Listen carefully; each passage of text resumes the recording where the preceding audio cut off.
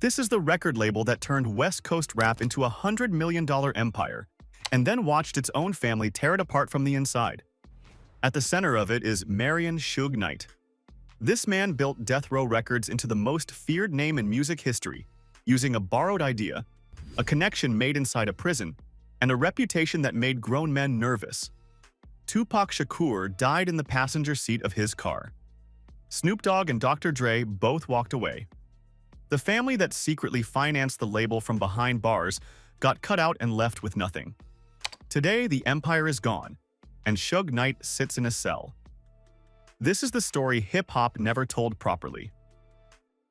Chapter 1. Born from Nothing. Compton, California. April 19, 1965. Marion Hugh Knight Jr. comes into the world to two parents who actually had jobs, which was rarer than people think in that neighborhood.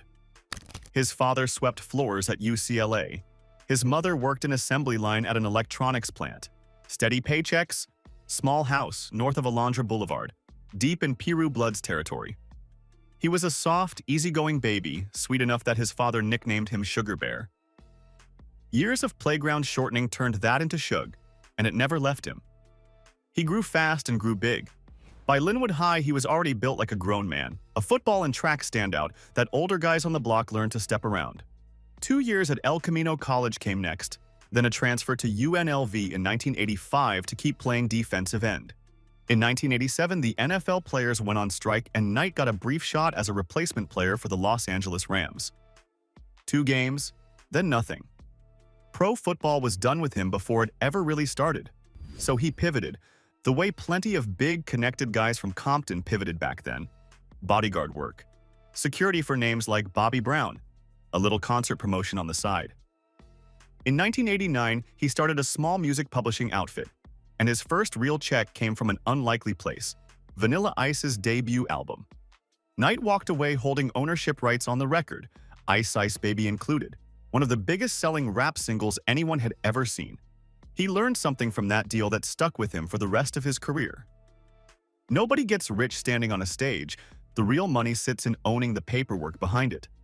By 1990, he already had a rap sheet forming 2, auto theft, a concealed weapon charge, even an attempted murder allegation, and he walked away from all of it with nothing worse than probation.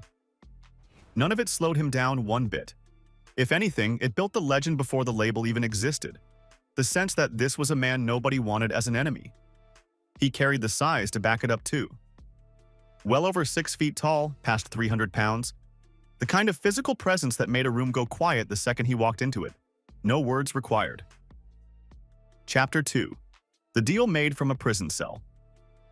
Artist management came next, and that is how Knight crossed paths with Dr. Dre, then still stuck inside NWA and under contract to Eazy-E's label, Ruthless Records. Dre wanted out badly. Knight told him he could make that happen. What happened next depends entirely on who is telling the story.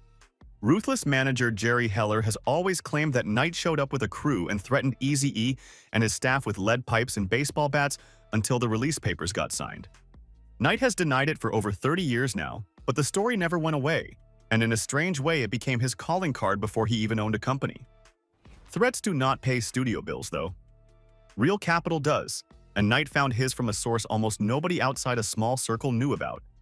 Michael Harris, known on the street as Harry O., was doing time in Tehachapi State Prison on drug trafficking charges, a man who had run cocaine across a dozen states before the law finally caught up with him. Even locked up, he still had money and reach. Through his lawyer, David Kenner, and his wife Lydia standing in for him on the outside, Harris agreed to put up $1.5 million in startup money, and in return, he wanted half the company. They called the parent business Godfather Entertainment. Death Row started life as a subsidiary underneath it, a fact buried in the fine print on the earliest record credits. Staff at the studio were told never to tie up one particular phone line. It was reserved for Harris's collect calls from prison, and everyone understood exactly whose voice was going to be on the other end. Knight was the face people saw in magazines and on stage. The money underneath him, at least at the start, belonged to a man 200 miles away who could not even legally run a business from where he sat.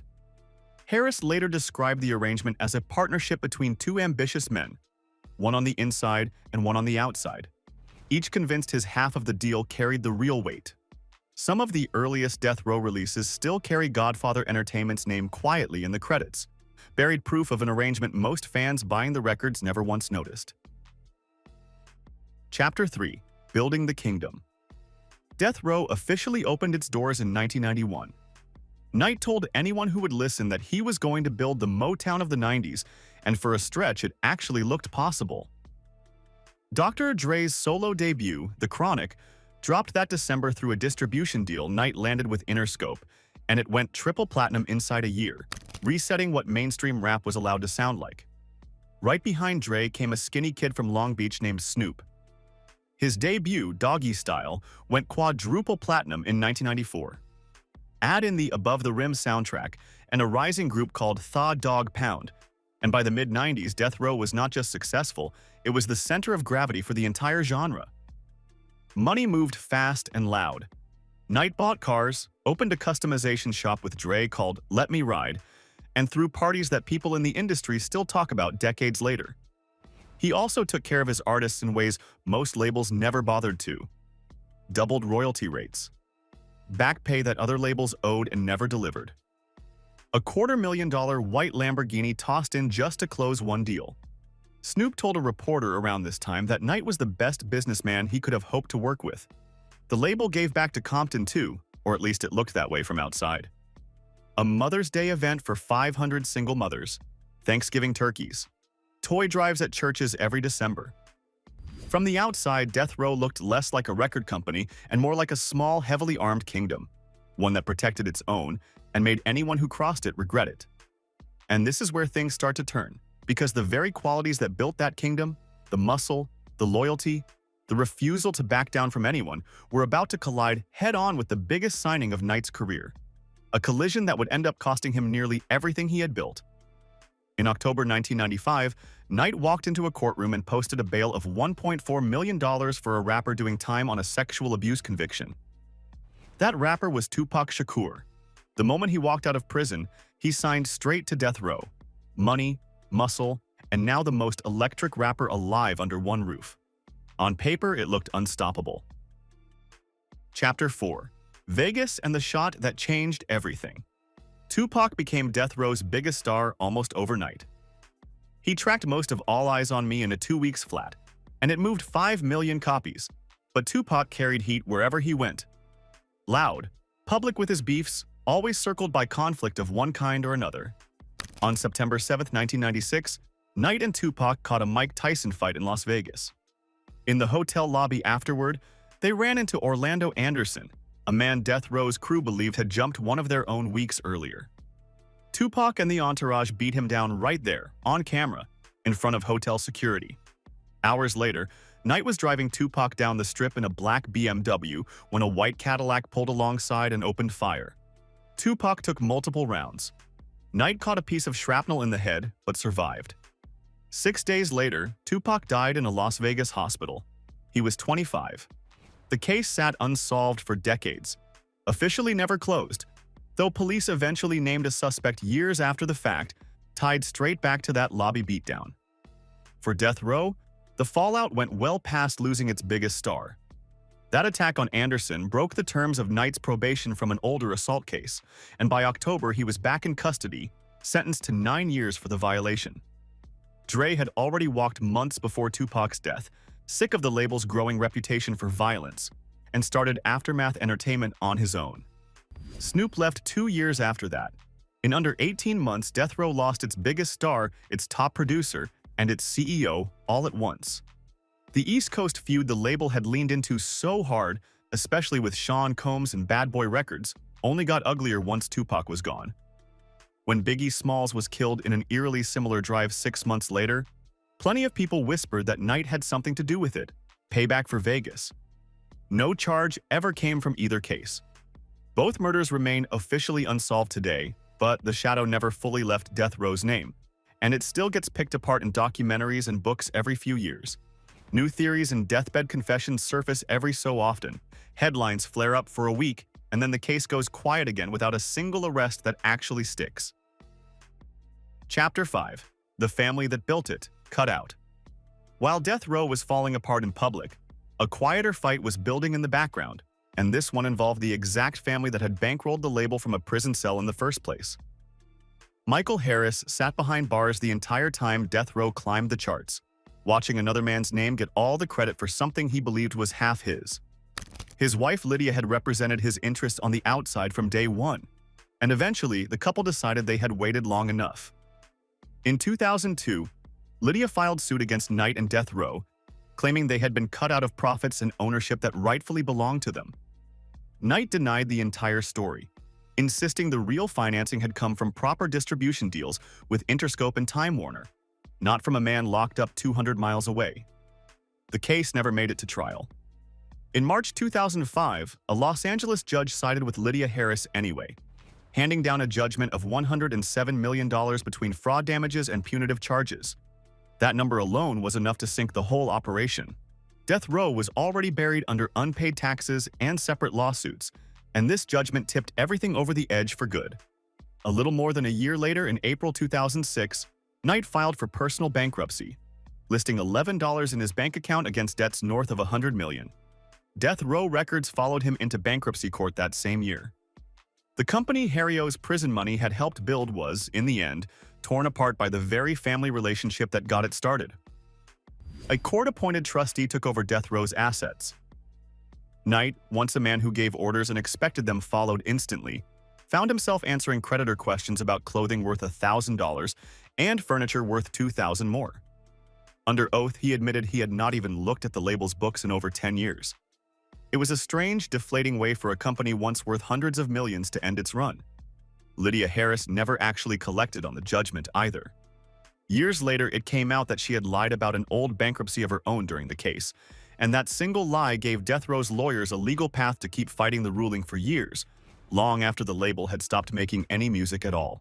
Death Row's brief second life under new ownership never came close to the empire it had once been. A quiet reminder that once a company that size loses the trust holding it together, no amount of legal maneuvering brings the original version back. Chapter 6. Everything else fell apart too.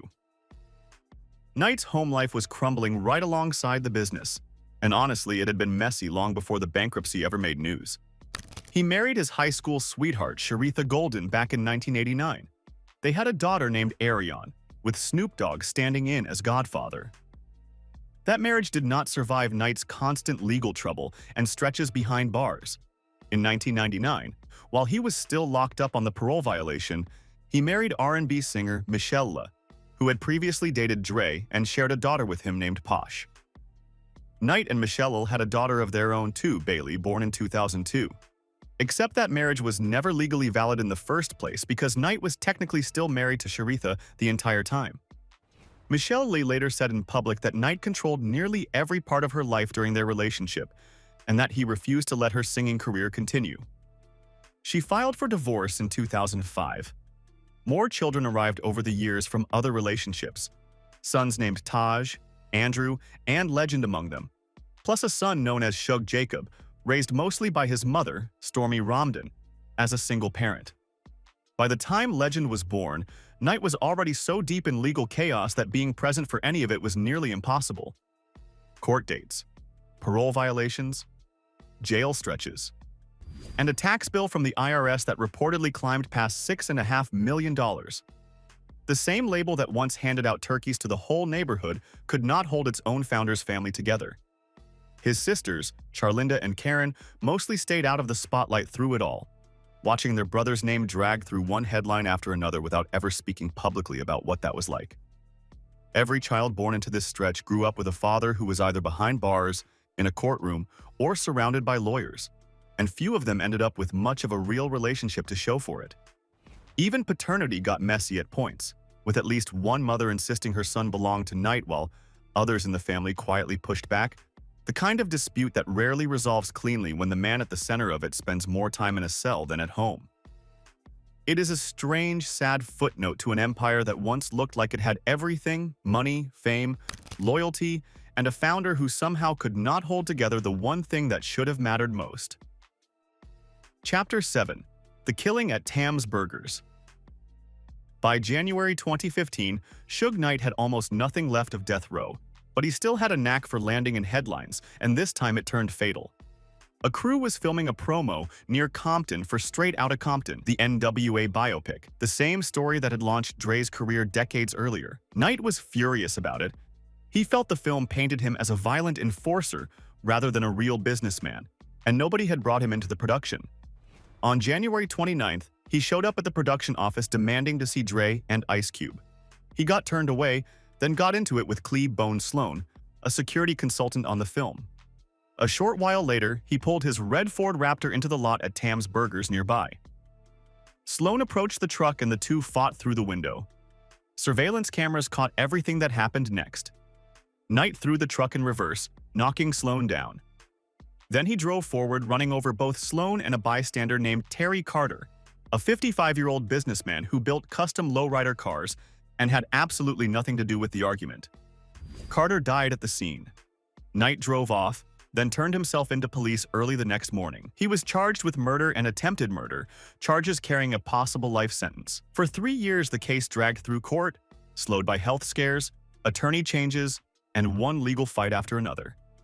Then, days before his trial was set to start in September 2018, Knight agreed to plead no contest to voluntary manslaughter instead.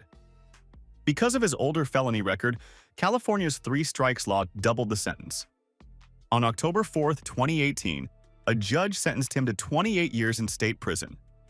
Terry Carter's widow, Lillian, told the court that she and her husband had spent 29 years together, high school sweethearts who found each other again as adults.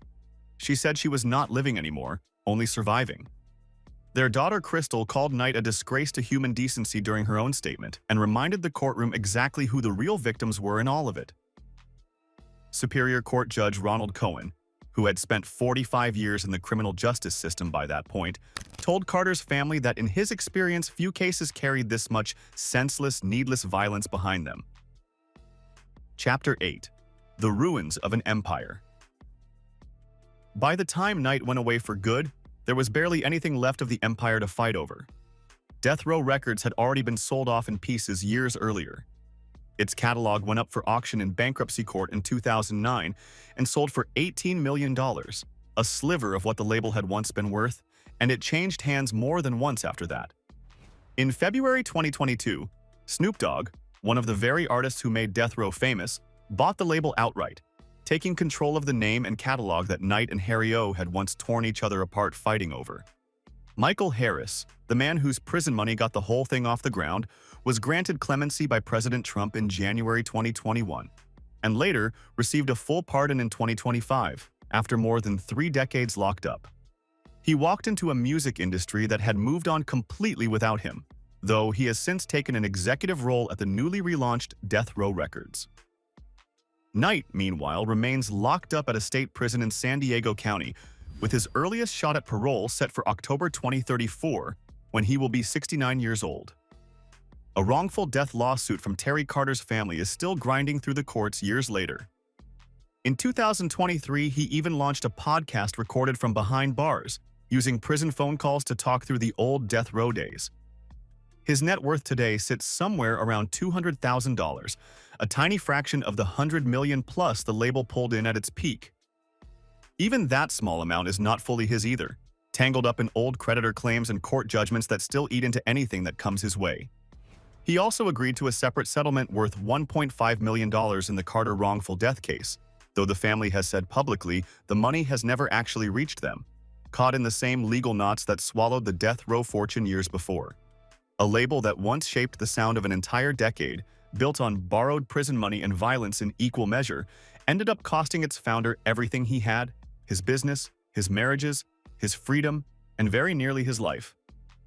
30 years earlier, he had walked into a courthouse threatening to bury anyone who stood in his way. He ended up burying almost everything he ever built instead: one lawsuit, one prison sentence, and one bad decision at a time. Tell us what you think in the comments below. Was Suge Knight simply doing what the business demanded of him? Or was he always going to end up here regardless of the industry he chose? Could Death Row have survived if Harry O and Lydia Harris had gotten their fair cut early on, before it ever reached a courtroom? We would love to hear your take. Don't forget to like, share, and subscribe to Black Status for more videos like this. Now click on the next video on your screen. You will enjoy it. Take care.